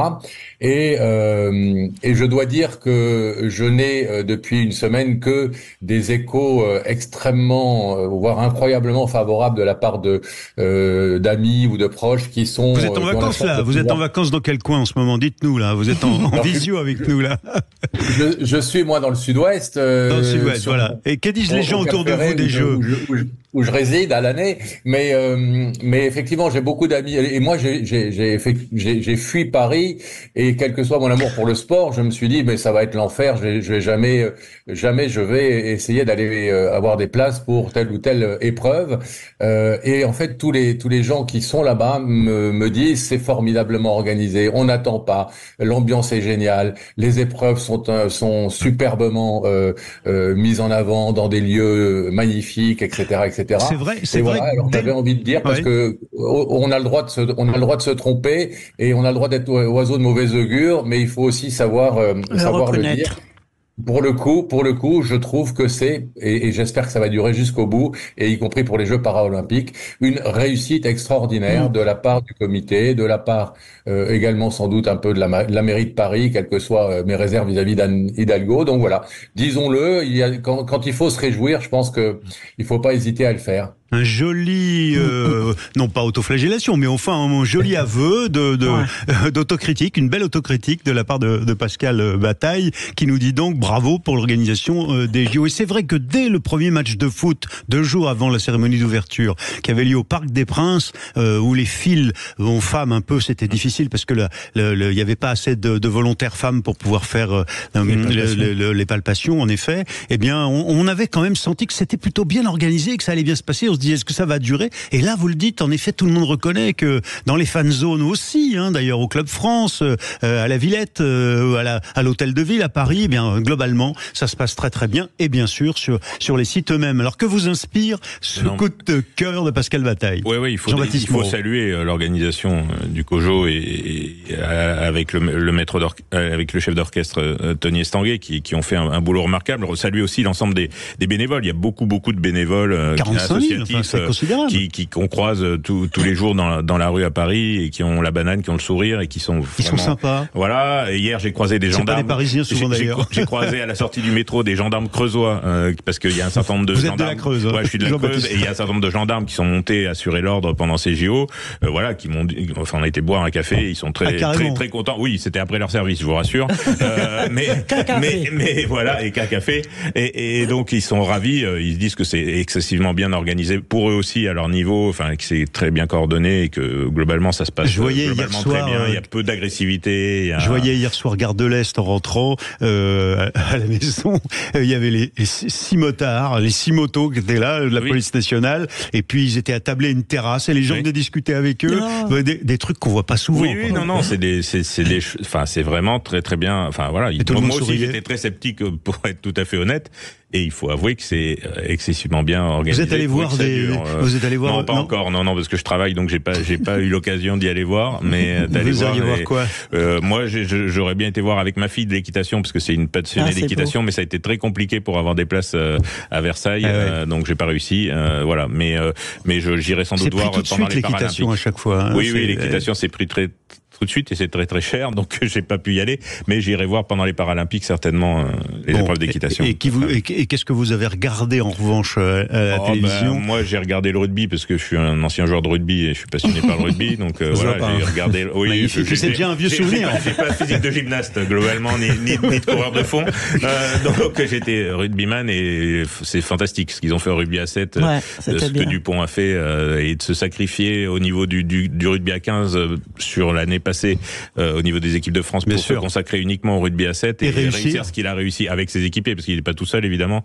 C'est vraiment un mec. Et vous vous rendez compte que c'est déjà presque un souvenir ancien du début des JO. C'était au début des JO. Ils ont même commencé avant la cérémonie d'ouverture. Donc non, c'était exceptionnel. Et Babette, vous avez regardé quoi? Qu'est-ce qui vous a? J'ai tout vu. Je suis allé même à la cérémonie. Ah oui. J'ai tout vu. C'est très bien organisé. Évidemment, au départ, je me disais pendant les JO, on restera pas à Paris parce qu'il y aura beaucoup de monde et tout ça risque de faire. Eh ben non, moi je suis très fière d'être française quand je regarde les JO. Parce que non seulement on parle de la France, mais on montre les plus belles choses que nous avons dans Paris. Et ça, je tire un coup de chapeau à monsieur Ollier, qu'on oublie de citer, parce qu'il est vice-président quand même du COJO, comme tu dis. Et il y a Anne Hidalgo aussi, qui a fait beaucoup de choses, parce que c'est sa ville qui a été primée. Et puis Estanguet, vraiment, c'est une équipe de choc. Et tout ce que je vois là, c'est fantastique. Les gens s'entendent. Même le jour de la cérémonie, j'ai été épatée de voir comment c'était organisé. Personne n'attend. Il y a des gens qui vous prennent en main, qui vous placent, etc. Mais vraiment, c'est du grand temps. Même dans le métro, j'ai jamais pris le métro. J'étais obligée de prendre le métro pour aller là-bas. Et quand je suis arrivée dans le métro, il y avait une équipe des JO qui vous recevait et qui vous orientait. Moi, je me suis perdue 2 fois dans le métro parce que je savais pas où aller. Et ben, j'ai trouvé des gens. Vraiment, félicitations. On peut dire tout ce qu'on veut des JO. En tout cas, nous, en France, ça va marquer les esprits pour longtemps. Et je suis très fière d'avoir ces JO à Paris. Et je ne rate rien, comme vous me faites gratter maintenant Teddy Riner. C'est pas bien. Oui, parce que Teddy Riner, c'est en direct, on verra en ce moment. Parce que la Guadeloupe, c'est une terre de champions. Là, on fait fuir les auditeurs qui vont aller regarder la télé en même temps, évidemment. Mais bon, les derniers qui restent cet été sur Sud Radio. Sud Radio, j'adore. J'ai été chroniqueuse aussi. Sud Radio, c'est une radio que j'affectionne particulièrement. Mais il y en a beaucoup qui écoutent et qui regardent en même temps, qui écoutent la radio et qui regardent en même temps les matchs. Parlons vrai. Chez vous, c'est ça. C'est pour ça que je viens. Ça aurait été ailleurs, je refuserais, comme j'ai beaucoup refusé des choses pendant les élections. Mais on parle vrai à Sud Radio. Alors, Philippe Bouriaki, qu'est-ce que ça vous inspire? Pour moi, c'est un régal. J'ai fait partie, et surtout à l'époque à Europe Écologie Les Verts, quand je vois les retournements en ce moment, je suis très heureux de me dire que j'avais raison avec Yannick Jadot depuis le début. Je suis un sportif, j'aime le sport, un sportif dans l'âme. C'est pour ça que je suis dans la commissaire au sport à la région Île-de-France. Auprès, encore une fois, de judoka, karatéka lui-même. C'est ça, tout à fait. Et puis full contact kickboxing. Je suis super heureux. Quelle image que la France renvoie. Tout le monde nous disait qu'on serait des grincheux, aigris. Quand je vois ces bénévoles qui se donnent corps et âme, quand je vois nos policiers, nos pompiers, nos services de secours, je pense à la protection civile, à Croix-Rouge, à tous ces gens, toutes ces femmes et ces hommes, et y compris celles et ceux qu'on ne voit jamais, qu'on ne remercie jamais, celles et ceux qui font ce qu'on appelle les petites mains, le nettoyage, le repérage, la signalétique. C'est très propre tout de suite dans la foulée, le lendemain, immédiatement, et c'est super fluide. Et donc, ça reste toute l'année. Permettez-moi de dire, premièrement, cocorico. Et puis, vous savez que les Jeux Olympiques sont obligés de porter le nom d'une ville. C'est comme ça, c'est dans le CIO, etc. Et en vérité, on devrait les appeler pas Paris 2024, mais Région Île-de-France 2024, car je préfère le dire. C'est important. La région Île-de-France, c'est la première collectivité territoriale. Babette, non, mais c'est une réalité. Tu peux pas être négatif. Je vais te dire une chose, c'est Paris qui a été élu. Je ne peux pas t'interrompre et tu ne peux pas m'interrompre. Je dis que la première collectivité territoriale après l'État à financer les Jeux, c'est la région. C'est la bagarre institutionnelle d'un élu conseil régional. La réalité, c'est que Marseille a même dans le stade Vélodrome barré Paris pour mettre Marseille. C'est nos petites guéguerres franco-françaises bien sympathiques. Non, mais c'est bien de le dire aussi. Et puis, regardez les transports. Tout le monde est d'accord pour dire que les transports, ça fonctionne super bien. En tout cas, coup de chapeau à Pascal, parce que Pascal a réussi son coup avec ce coup de cœur. Il nous a tous mis d'accord. C'était un bon coup de gueule. C'est parti, mettez-vous d'accord. Sud Radio. Sud Radio. Parlons vrai. Parlons vrai. Sud Radio. Parlons vrai. Sud Radio, les débats de l'été, 10h-13h, Thierry Guerrier. Avec nos 4 débatteurs ce matin, Babette de Rosière, Philippe Bouriaki, Jean-Baptiste Moreau et Pascal Bataille. Et le coup de cœur de Pascal Bataille pour l'organisation des Jeux Olympiques a permis une discussion où on est tous tombés d'accord en fait sur l'idée que c'était bien organisé, que c'était formidable. Mais tout de même, Philippe Bouriaki, en bon conseiller régional d'Île-de-France, a fait du chauvinisme local en disant on n'aurait pas dû les appeler les JO Paris 2024, mais les JO franciliens ou les JO d'Île-de-France 2024. Et ça a suscité hors micro là un débat sur qui paye le plus, qui paye la Hidalgo, la mairie de Paris, la région Île-de-France, l'État. Et Jean-Baptiste Moreau, je vous dis tout, des coulisses. Jean-Baptiste Moreau dit mais tout le monde a pu donner sa part. Non, pas la ville de Paris. Bref, enfin, vous voyez, on n'a pas fini. On va pas aller dans ce débat un peu chauvinesque de nos différents débatteurs en fonction de leur élection. Alors, on va aller à nouveau renouer à la politique. Enfin, là, on parle de politique déjà à travers le financement, bien sûr, mais on va parler du nouveau Front populaire parce que c'est votre coup de gueule, Philippe Bouriaki.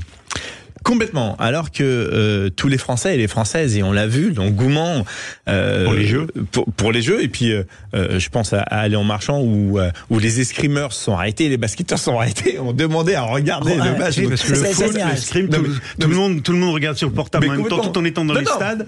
Et regardez, marchant sur le portable. Mais tout le monde s'est arrêté. Mais pire que ça. C'est-à-dire que dans les stades, on a projeté la finale et les escrimeurs se sont arrêtés pour regarder. Juste la projeter en direct. C'est la première fois que c'est arrivé, ce truc-là. Dans l'histoire des Jeux. Dans l'histoire des Jeux. Et personne, aucun pays n'a contesté. Au contraire, on sent qu'il y a un engouement planétaire. Et au moment où les Français et les Françaises sont complètement pris dans ces Jeux, cette fierté nationale, ce chauvinisme. Et puis il faut qu'on soit aussi un petit peu chauvin. C'est ça aussi la France. On a tous les partis républicains qui respectent la trêve olympique, c'est-à-dire qu'on arrête de se tirer dessus, on laisse passer les Jeux, puis après on va ressortir les armes politiques, évidemment. On a le nouveau Front populaire qui devient, avec des méthodes passéistes, qui se comporte tel un harceleur de rue. Harceleur de rue, qu'est-ce que ça veut dire ? Tout à fait. L'harcèlement de rue, les femmes en sont victimes régulièrement dans les transports en commun, dans la rue, par des mecs qui sont très lourds sur la drague, qui sont dans le voyeurisme et qui sont dans le... Donc le nouveau Front populaire est très lourd sur la drague. Il nous drague et il nous drague un peu lourdement, c'est ça ? Il nous force la main à accepter l'inacceptable. Lucie Castex... Castex. Ah oui, pardon, excusez-moi. Ça n'a rien à voir avec Philippe, avec Castex. Excusez-moi, mais je suis dyslexique et donc j'ai quelques petites Lucie Castex, qu'est-ce que vous lui reprochez ? Écoutez, je reproche d'être un petit peu lourd avec ses visites la visite de l'usine Duralex vous a pas plu ? Oui, moi j'ai fait un petit tweet sympa, j'espère qu'elle a pas très mal pris, en disant vous êtes trompé d'entrée, on vous attendait à l'autre usine avec un logo Durex pour lui dire que... du flair, ça. Ouais, mais c'était mignon, c'est politique.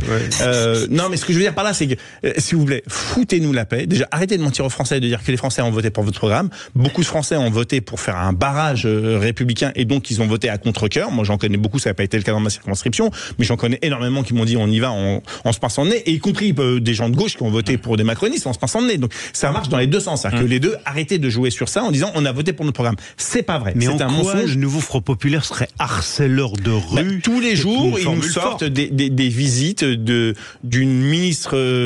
première ministre virtuelle avec un gouvernement virtuel, et donc pendant que nous sommes en train de faire la liesse, ils sont en train de plomber le moral.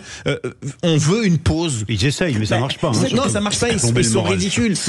Vous avez l'impression qu'on a le moral plombé ce matin ? Alors, nous non, mais il y a des Français et des Françaises qui sont en train de rêver, qui sont en train de vivre un moment extraordinaire. Ça arrive une fois dans une vie. S'il vous plaît, Émile et Images chantaient Laissez-nous chanter. Moi, je leur dis, pour qu'ils puissent comprendre le nouveau Front populaire, je vais leur prendre leur langage, laissez-nous kiffer une bonne fois pour toutes. Alors écoutez bien, puisque vous parlez de Lucie Castet, ce matin, dans la matinale de Sud Radio, Stéphane Troussel, qui est donc le président socialiste du département de Seine-Saint-Denis, qui est un des deux avec la ville de Paris, qui accueille les Jeux en Île-de-France et qui a pris une grosse responsabilité, il est venu quand même au secours de sa camarade du Nouveau Front Populaire, Lucie Castet, quand on exige d'elle, ce qui est le cas de certains à droite qui ont dit, mais enfin, elle est employée de la ville de Paris, puisqu'elle est directrice d'affaires financières, elle devrait se mettre en disponibilité pour faire cette campagne de première ministre putative. Eh bien, écoutez la réaction de Stéphane Troussel qui vient à son secours, c'était sur Sud Radio ce matin.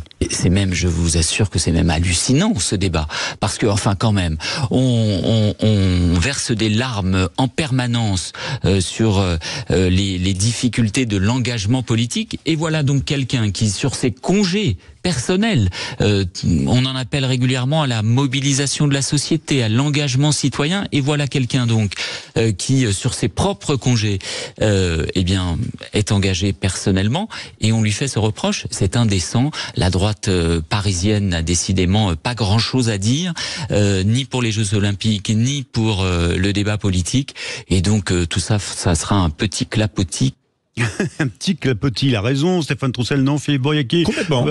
Donc, vous le savez, vous qui êtes le harceleur de Lucie Castet. Non, pas du tout. Non, mais, je vous invite à regarder les communiqués et les publications du Nouveau Front Populaire, d'Olivier Faure et du Parti Socialiste. Je ne savais pas qu'elle était Premier ministre. Non, ce que je veux dire par là, c'est qu'il a raison sur le fond. L'ironie de Babette de Rosière. Elle est sur ses congés, elle fait ce qu'elle veut sur ses congés, et c'est frais, que ce soit de sa poche ou que ce soit les autres partis politiques du Front Populaire qui payent, ça c'est leur problème, ça ne nous regarde pas. Mais de quoi parle-t-on là? On parle pas de qui, on parle de qui là? Mais ces sorties sont ridicules. Elle est rien du tout. Moi, je comprends même pas pourquoi on parle de cette personne. Moi aussi, je souhaite le Premier ministre. Je vais faire des Jean-Baptiste Moreau. Non, mais moi, j'avais tweeté aussi sur leur visite parce que l'aspect bleu de travail avec un Olivier Faure qui a jamais mis les pieds dans une usine de sa vie. Enfin, je veux dire, c'est un apparatchik de parti politique. Il n'a toujours fait que de la politique. Et d'ailleurs, il est le maître ouvrier, on va dire, de désaccord avec la France Insoumise, parce que sans la France Insoumise, il est plus élu. S'il est plus élu, il est plus rien. Il est incapable de faire rien d'autre.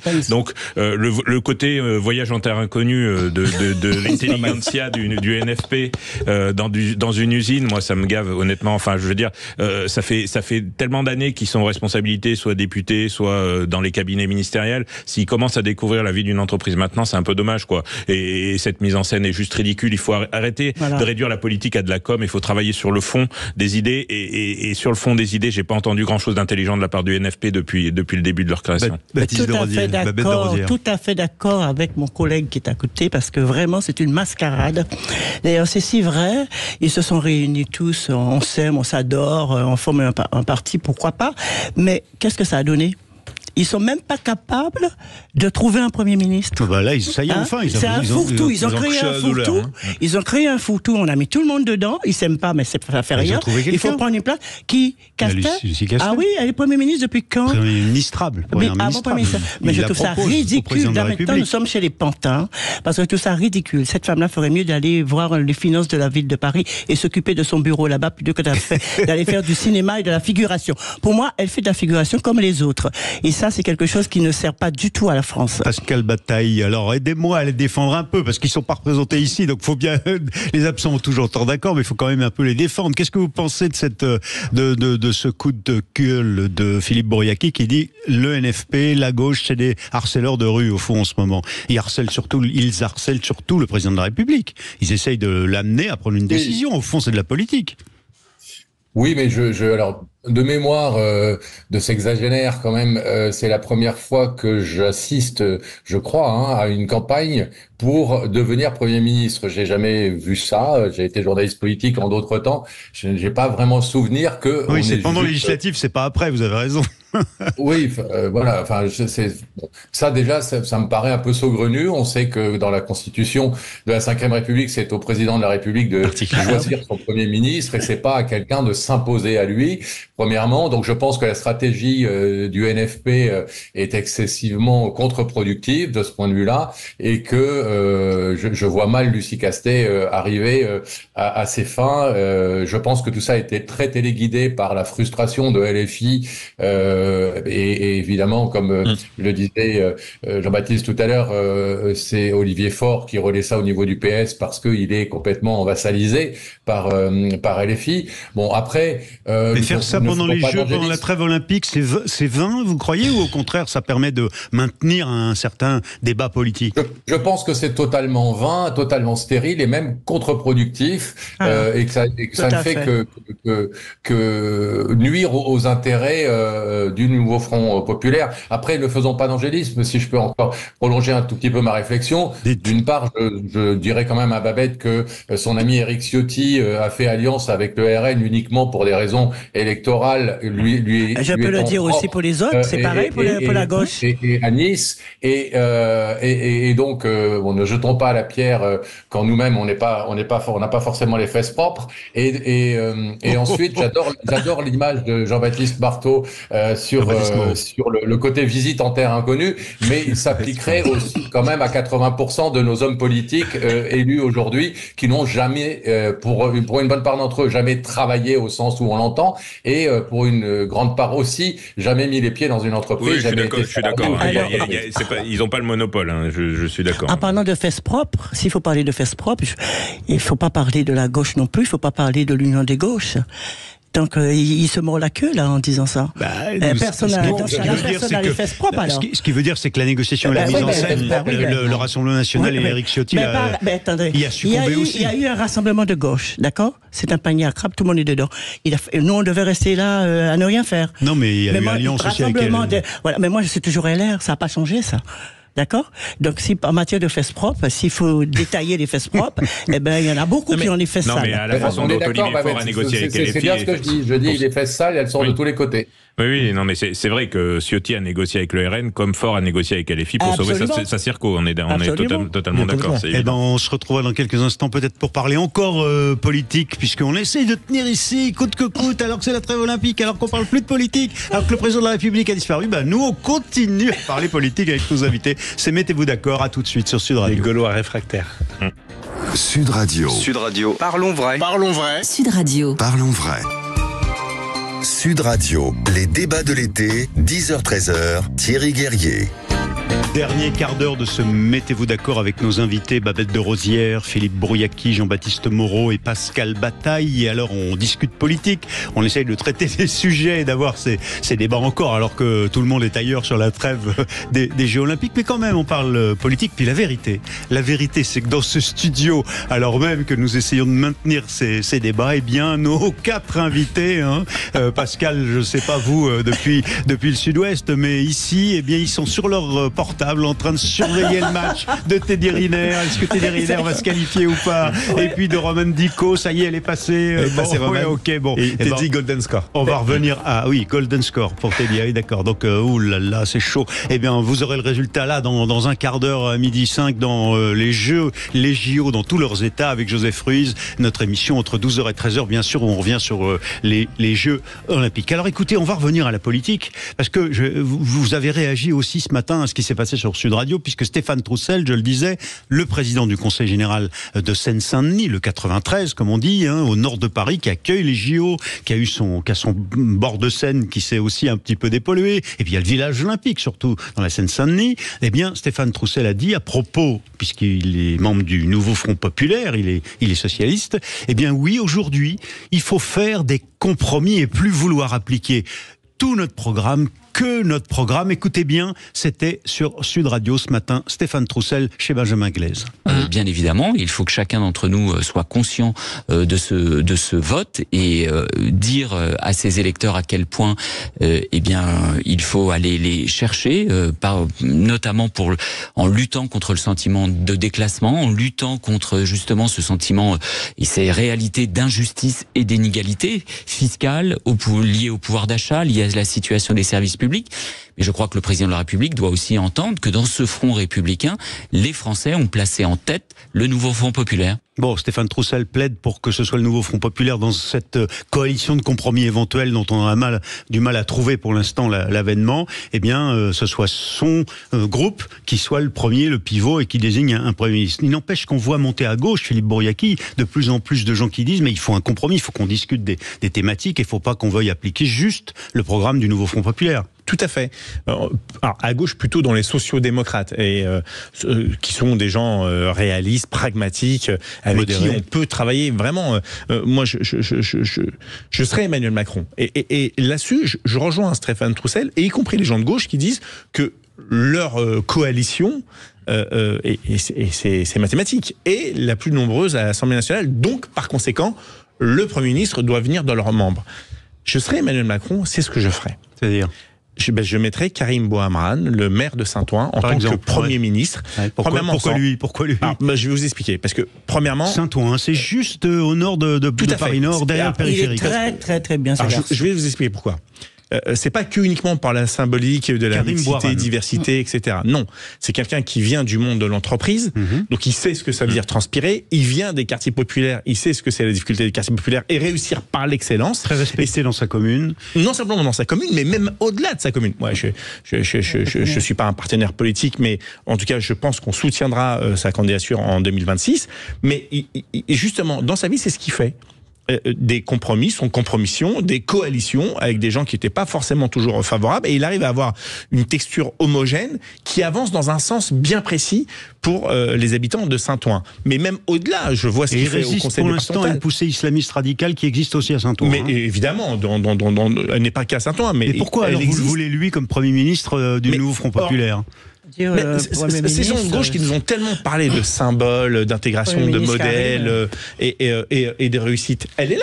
Karim est c'est une des meilleures pierres angulaires de cette réussite. Il est bien à Saint-Ouen. Voilà, Saint-Ouen c'est bien. Il est très bien à Saint-Ouen. Un coup Premier ministre, ce serait énorme. Mais Jean Castex était quoi juste avant? Elisabeth Borne était quoi juste avant? Non mais lui, il a produit quelque chose, il a gagné une élection, il a une légitimité. Je pense que c'est plutôt une bonne idée, d'autant plus qu'il a dit qu'il fallait bâtir des coalitions, parce que de toute façon, le NFP ou pas NFP, seul ne gouvernera pas plus de quelques jours. Je veux dire, il n'y a pas de majorité absolue à l'Assemblée nationale avec eux pour appliquer leur programme, ça n'existe pas. Donc il faut bâtir des compromis, des coalitions, et c'est d'ailleurs il a pris cette position là qui est parfois contestée au niveau du NFP, notamment LFI, parce que LFI en fait ils veulent pas gouverner.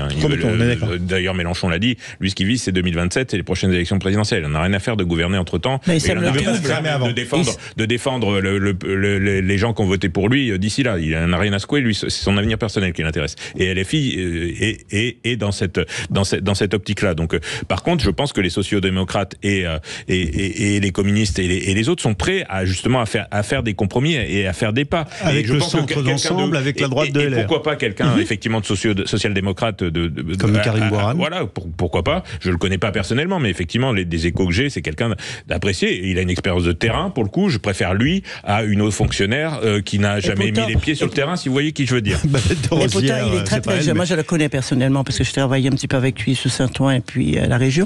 C'est vrai, c'est quelqu'un qui a beaucoup d'avenir. Il est dynamique, il fait des choses. Oui, ça c'est vrai. Mais un poste de Premier ministre, c'est à voir. Ouais, pour vous, c'est à voir. Pour vous, c'est lourd quand même. Hein, c'est à voir. Parce que lui, il excelle dans ce qu'il fait. C'est vrai, il faut reconnaître ses qualités. Il a de très bonnes qualités. Il fait beaucoup de choses. Pascal Bataille. Pardon. Non, mais on vous a entendu, Abette, mais je fais réagir Pascal Bataille. Qu'est-ce que toute votre sensibilité appelle sur cette idée qu'il ne faut pas vouloir appliquer tout le programme, que le programme du Front populaire, mais des compromis? Pascal, on vous entend plus du tout, Pascal, parce que votre micro de votre visio doit... Voilà, allons-y. Excusez-moi. Et Pascal qui est dans le sud-ouest, le Vénard. C'est une ligne que je soutiens depuis très longtemps. Je suis convaincu qu'il y a effectivement des possibilités de trouver des dénominateurs communs entre les sociodémocrates, qui aillent des sociodémocrates à l'aile gauche des LR, et de s'entendre sur un programme qui soit un vrai bon programme pour la France, et que effectivement les programmes de chaque parti qui ont permis de s'affronter pendant les élections législatives méritent tous de voler un peu en éclats et au bénéfice d'une sorte de consensus, comme le disait très bien Philippe, des compromis sans compromission. Et c'est ça, ça serait ça l'intelligence politique, et ça serait ça l'intelligence pour la France. Et je pense même que c'est une nécessité. Oui, et ben donc on a fait émerger un nom ce matin sur Sud Radio, non pas Lucie Castet, mais peut-être un Karim Bouaram, qui est maire de Saint-Ouen dans le 93, juste à la porte de Saint-Ouen, à la porte de Clignancourt, au nord de Paris, au nord du 18e arrondissement, derrière Montmartre. Voilà, quel symbole qu'on enverrait pour le reste du monde. Bien sûr, mais on a déjà des ministres, par exemple, issus de la diversité, comme on dit. Oui, mais là, un Premier ministre... Elle est flamboyante, Rachida, franchement. Magnifique. Voilà. Mais donc, Karim serait beaucoup plus flamboyant. Surtout, tout ça montre que c'est devenu de la normalité. On n'a plus besoin de les mettre en avant. Et puis surtout, il faut bâtir une coalition parce qu'il faut des mesures fortes si on veut réellement empêcher les extrêmes d'arriver au pouvoir à l'avenir. Il faut pas sont tous mis d'accord avec il faut vraiment un programme construit et avec des mesures qui changent la vie des gens. Voilà. Ce qui est bien, c'est que Karim, lui, quand il dit, il fait. Ouais. On peut compter sur pragmatique. Voilà. Même la sciotiste Babette de Rosière soutient Karim Bouaram, socialiste, maire de Saint-Ouen. Alors, on va changer de sujet. On va changer de sujet avec une thématique qui vous tient à cœur, Babette, parce que l'année 2024 pourrait être la plus faible en nombre de naissances en France. La démographie s'effondre. Mais qu'est-ce qui se passe? On n'a plus que 3 minutes. Il faut que vous fassiez le tour de chacun une minute. Allez, oui. Donc, Babette, pourquoi vous teniez absolument à traiter de ce sujet ce matin? Parce que les hommes sont considérés comme des étalons maintenant. Ils vont mettre leurs petits trucs dans les éprouvettes. Ouais. Et puis on choisit les yeux, la couleur et tout ça. Enfin, c'est bébé. Et on fait sur mesure maintenant. Mais les hommes veulent plus faire de bébé, c'est ça? Au départ, faire l'amour entre deux êtres, c'est ça qui donne le fruit qu'on appelle le bébé. Et ça n'existe pratiquement plus là. On vit une époque. C'est pas parce qu'on fait moins d'enfants qu'on fait plus d'enfants, écoutez. On vit une époque où faire un enfant, c'est à la portée de tout le monde. Oui. Voilà. Oui, mais après, il faut l'assumer. C'est ça. Et maintenant, dans la situation que nous vivons, le pouvoir d'achat, les gens, quand ils font un enfant, ils réfléchissent avant. C'est pas comme avant. Ils réfléchissent combien ça coûte, etc., avant de mettre un bébé au monde. Ils ont raison, parce que ça coûte cher. Moi, j'ai vu ça. Pourquoi? Pendant le Covid, j'étais chez moi.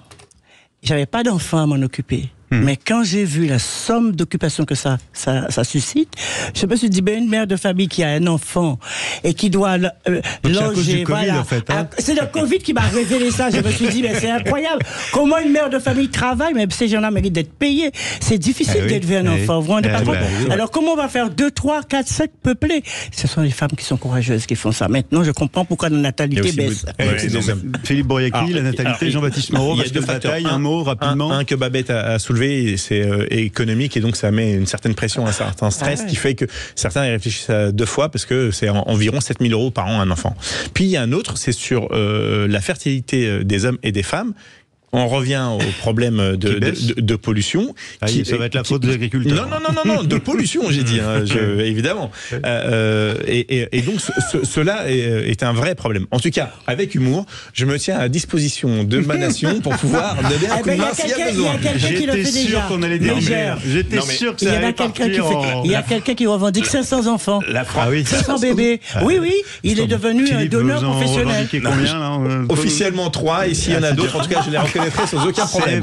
Non, mais la France était un peu une anomalie dans les pays occidentaux jusqu'à présent parce qu'elle a conservé une natalité importante par par rapport aux pays européens notamment et aux pays de l'OCDE. On est hélas en train de rejoindre la moyenne, on va dire, des pays de l'OCDE, des pays occidentaux, avec une diminution très nette de la natalité, ce qui va pas sans poser des problèmes dans la conservation de notre modèle social à l'avenir. Enfin, c'est pas que juste système de retraite par répartition du fait que c'est les générations futures qui paieront pour les retraités futurs. Si on a de moins en moins d'enfants, ça va coincer à un moment. Donc c'est une problématique qui peut être parfois traitée par l'humour, mais qui va poser des gros problèmes dans les années qui viennent. Et alors vous aussi, vous vous mettez à la disposition de la nation? Moi, j'en ai qu'une fille. J'ai pas été très bon élève pour le coup. Je suis même pas dans le renouvellement des générations qui est 2 enfants par couple, j'en ai qu'une. C'est en plus une fille. Pascal, au service de la nation dans le sud-ouest, du côté du Cap Ferret. Alors moi, j'ai bien travaillé pour la nation puisque j'ai 4 fils, mais honnêtement, je ne suis pas convaincu que la baisse de la natalité soit une si mauvaise nouvelle pour l'avenir de la planète.